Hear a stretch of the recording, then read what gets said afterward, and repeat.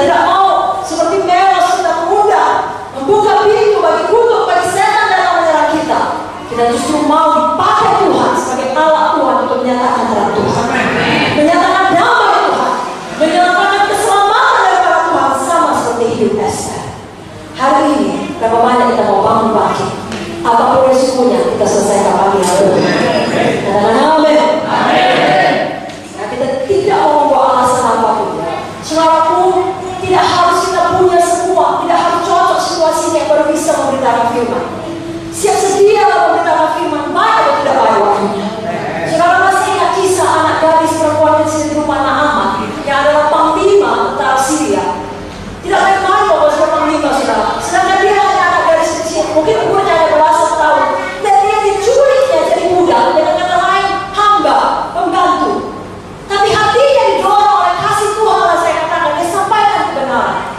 Nyonya, itu tuanku itu, kalau dia pergi kepada nabi kami, dia bisa sembuh. Gak ada untungnya dia mengatakan itu, resikonya ada, tapi dia sampaikan. Saudara tahu Naaman setelah mendengar perintah daripada nabi, gak langsung senang dia, saudara. Dia berkata, masih banyak sungai lain, apa-apa jauh lebih jernih daripada sungai Jordan. Tetapi ada bawahannya yang berkata, Tuhan, kalaupun tadi nabi berkata yang lebih berat Tuhan lakukan, dia hanya minta 7 kali mengenangkan diri. Kalau untungnya bawahan itu berkata demikian, maka lebih baik kalau dia tutup mulut dan diam saja. Naaman marah dan berkata, pulang saja, sungai lain yang jernih. Tak masuk akal itu nabi. Setidaknya kalau aku panglima saudara Joshua, keluarlah, gerak-gerakkanlah tangannya di depanku. Ini hanya mengirim pesan. Bawahannya bisa berkata, iya betul Tuhan, yang sepanasi Tuhan, mari kita pulang. Kurang ajar itu. Dia sampaikan kebenaran. Kenapa? Karena dia berada di pihak Tuhan. Dia berperan di pihak Tuhan, di pihak kebenaran, di pihak terang, di pihak kebaikan, di pihak keselamatan.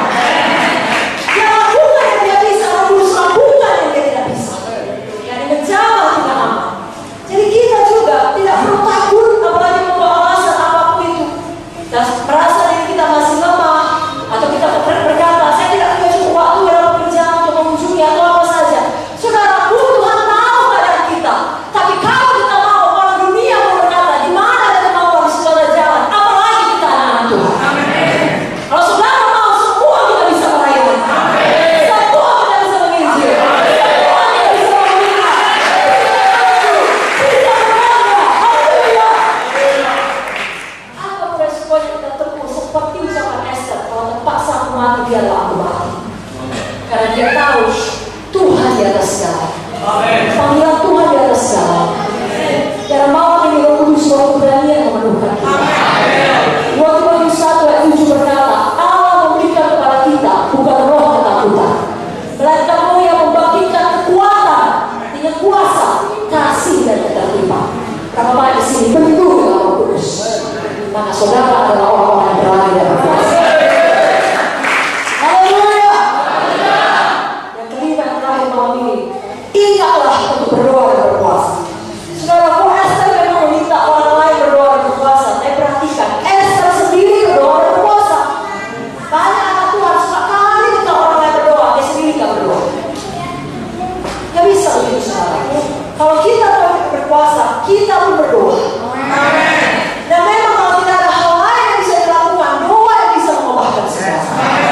Nah, saya baca sekali lagi apa kata Esther dalam Esther 4 ayat 15-16 tadi. Esther menyuruh menyampaikan jawab ini kepada Mordekai, pergilah, kumpulkanlah semua orang Yahudi yang terdapat di Susa, dan berpuasalah untuk aku.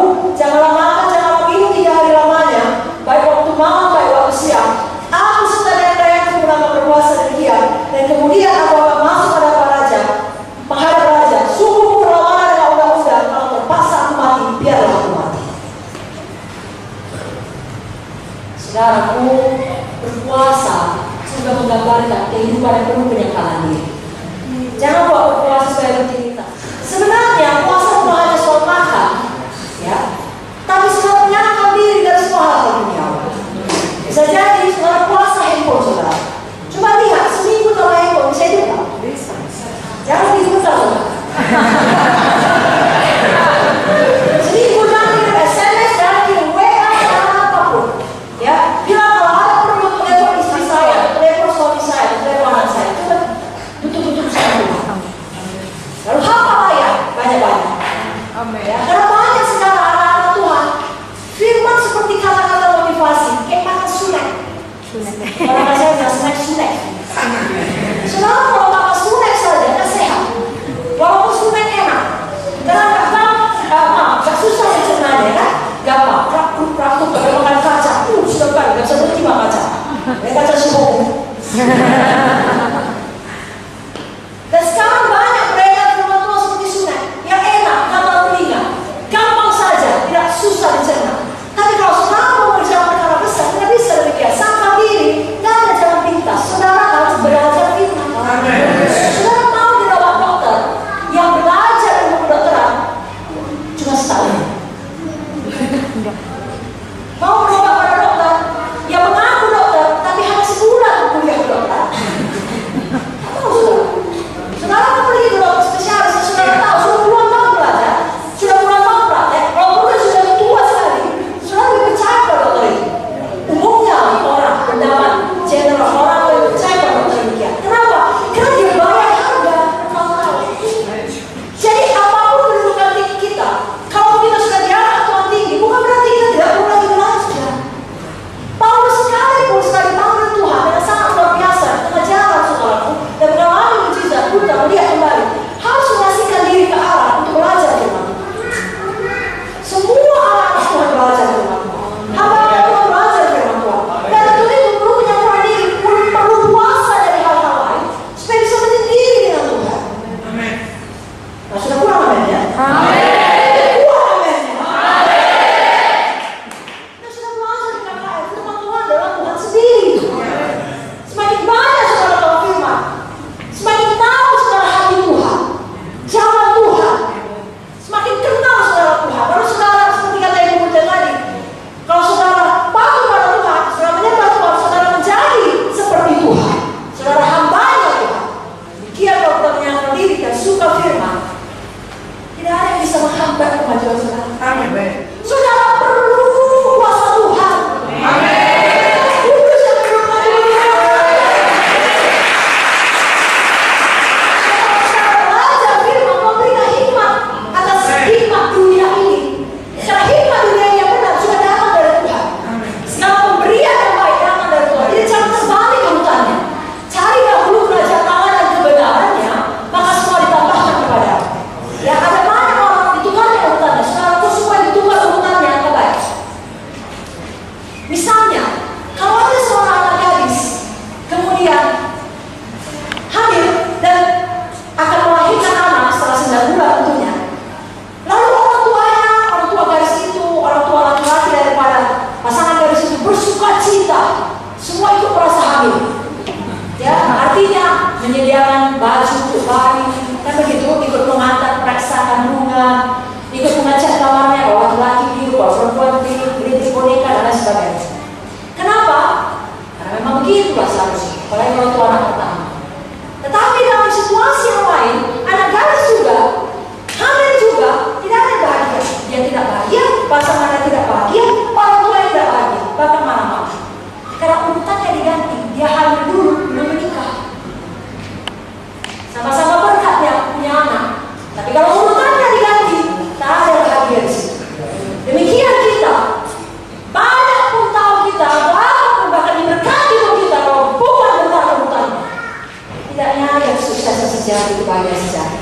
Harus Tuhan dulu nomor satu. Amin. Tuhan nomor satu. Tuhan nomor satu. Firman Tuhan nomor satu. Mari kita sangkal diri kita.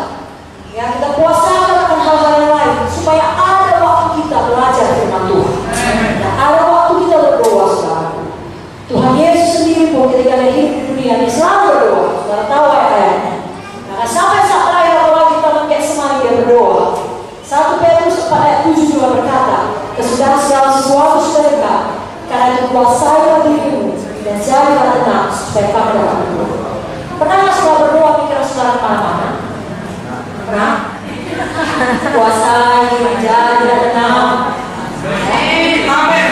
Fokus pada Tuhan.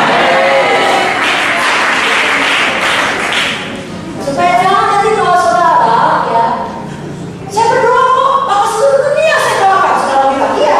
Bagaimana berarti? dia berkati seluruh dunia. Amin.